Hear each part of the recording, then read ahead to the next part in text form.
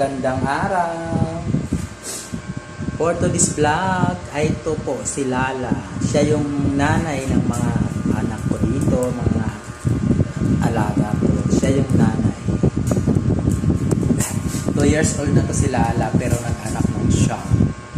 Diba anak no, ang galing mo. Thank you Lala, binigyan mo ako ng mga hapon. Binigyan niya ako ng madaming apo. Yan sila ko, mga anak niya yan guys. Yan, puro anak ni Lala yan, 2 anak siya. Yan, ngayon pa yung isa. Ito yung asawa.